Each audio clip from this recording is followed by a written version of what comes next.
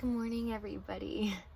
It's been a long time since we have recorded anything or posted anything. A big part of me wanted to wait till we filmed anything because there's still constant improvements that we have to make on the RV, and I really wanted to put a pause on posting anything because I wanted to show kind of like a grand reveal. But life's not like that. Everything's constantly progressing, everything's constantly changing, and you're adjusting. So I thought I'd just bring you along in that and show you what a typical day for me looks like. It is already past 7:30. Usually I get up around 6:30 or 7, so I'm a little bit late this morning. Seth leaves around 7:15 to go to work, and then I kind of start my morning routine. So the first thing I always do is I make the bed. So let's get started.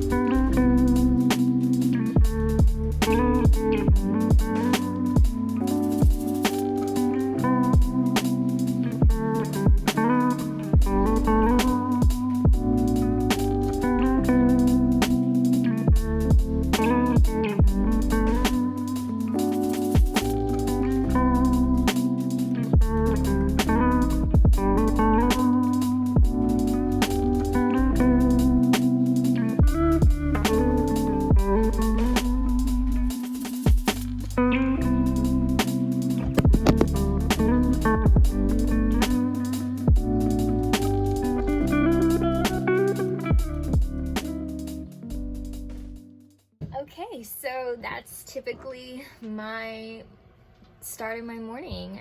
I deleted my Instagram app from my phone. It was starting to affect the relationship I have with myself and also the relationship I have with my partner, Seth. That's something that he and I want to share with you guys when he gets home. He also took a social media break, and we have had a lot of time to reflect about what sort of effects it's had on us. I started building routines that would heal me, and one of them that has been a game changer is meditation. Allowing yourself to feel the space that your body, that your being takes in this universe, in this form of reality, is so important. We don't give ourselves the time to connect with this, and I'm not talking about this. Most of the times I feel like my brain is running a million miles an hour. I am known to be a very busy body, a very busy bee, constantly working on different projects, meeting different deadlines, and not being able to just stop and relax.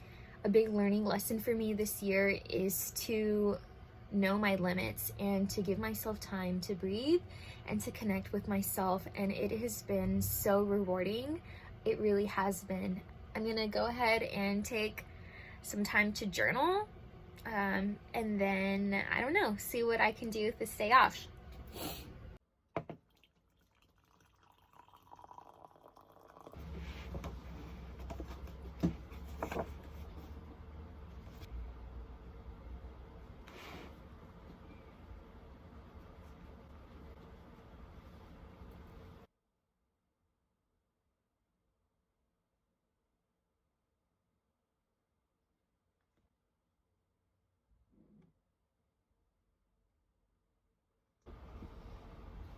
Okay, that's it. And I'm going to have some much needed me time creating and cultivating things for the wedding. We are getting married in 5 months in April, and I'm so happy that I decided to plan my own wedding because it really, oh, I had something on my eyebrow this whole time.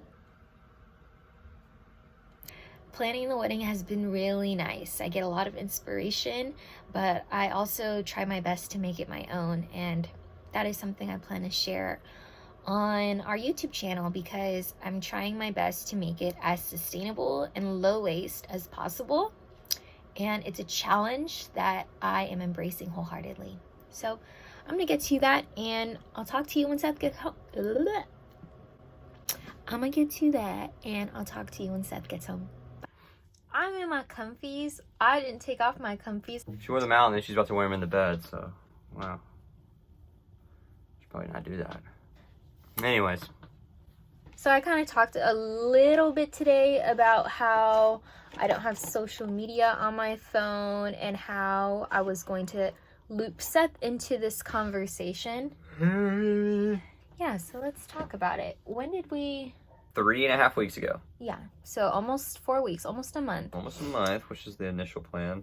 It came about because I was feeling a little bit inauthentic. I work from home, so I would go on it first thing in the morning, and then it's like embarrassing to say, but I would scroll on it for a good amount of time, maybe like half an hour to an hour before I finally got out of bed. I also just didn't know why I was on it.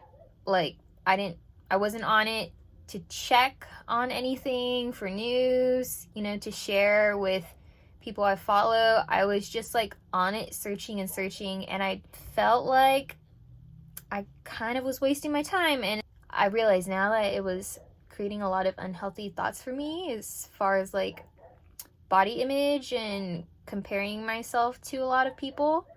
I wasn't conscious that I was comparing myself to people. I realized though that I was having a lot of thoughts about how great other people's bodies were, and I think that was like a direct target to me because it wasn't really appreciating how my body is.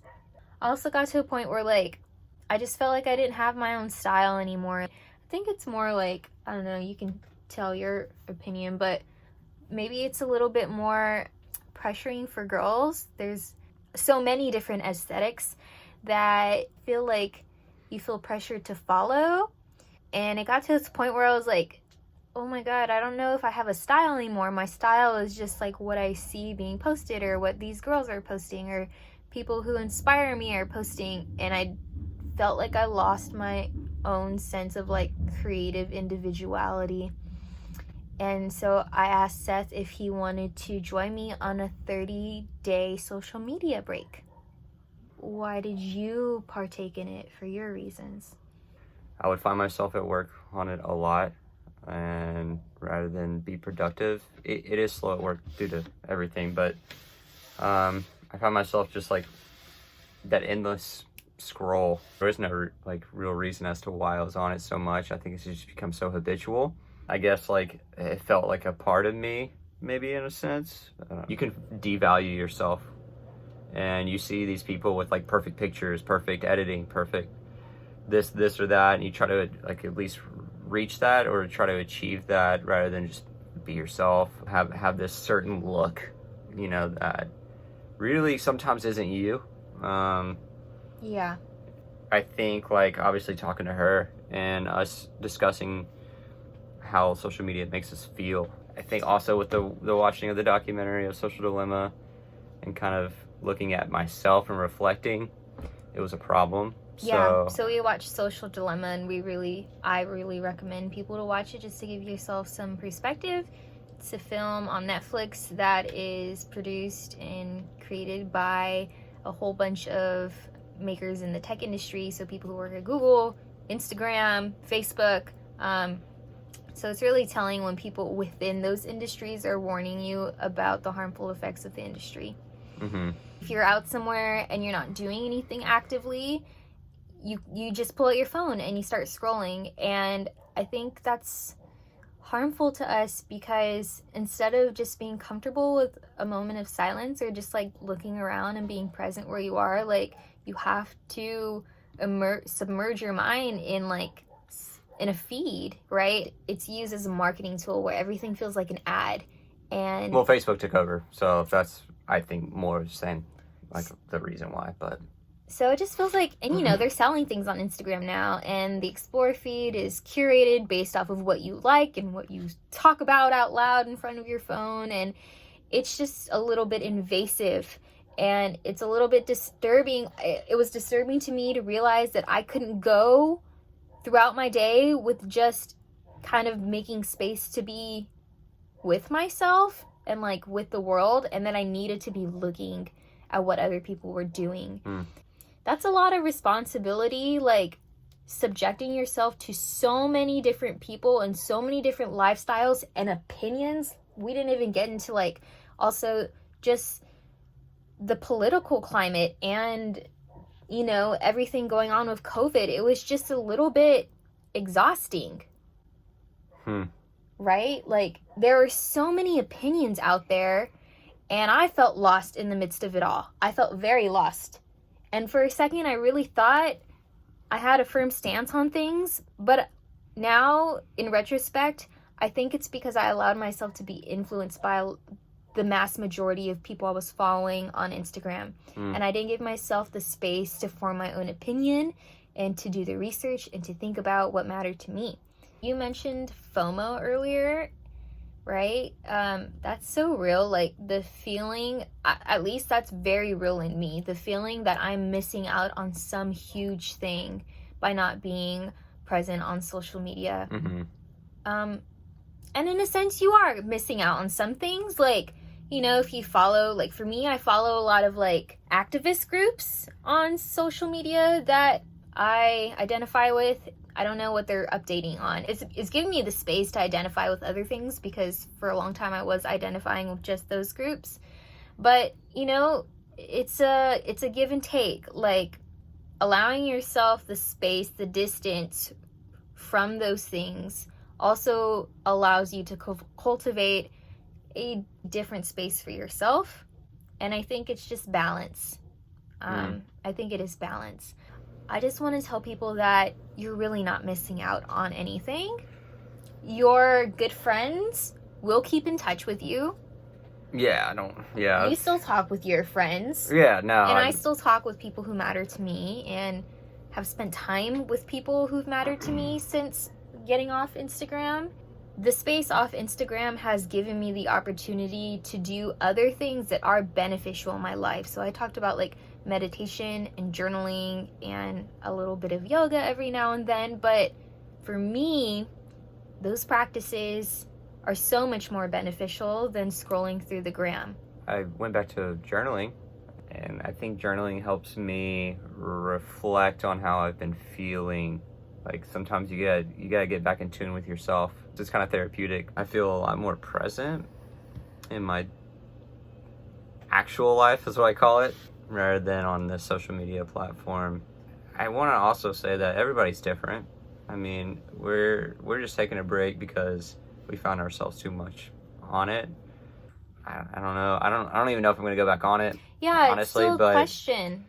I think the culminating message we're trying to get out here is that if you're partaking in social media, be conscious of your activity on it. You know, you're putting energy into that, and it is putting energy into you. So be conscious of your time on it and how you're using the app. Are you using it to connect with friends? Are you using it to do research on a company? Do you want to look at a certain aesthetic? Do you want to look at clothes to buy? Whatever it may be, it's all okay, but make sure you know your intention before you click the app, because then you just go down that rabbit hole. Don't pull it out when you're bored. Try and substitute that time for things you want to do, like things that are going to better you as a human being, or like pull you further down your path. Like read a book you've always wanted to, research a topic that you want to learn about. Like for me, I've been learning Chamorro recently, and that's been great. Do something that you've always wanted to do. Because, you know, scrolling on Instagram for an hour, you can be doing something else for an hour. And it could be, you know, doing an hour of something every day is great. I just wanted to give you an update and let you know that we are alive and we are very well, and we're happy and we're at peace with where we are in our lives despite these crazy dynamic times in history. It's all good. It's all good. Try to be present and make sure you're experiencing life and experiencing it with people that matter. All right. One love. Sayonara. We'll see ya on the other side.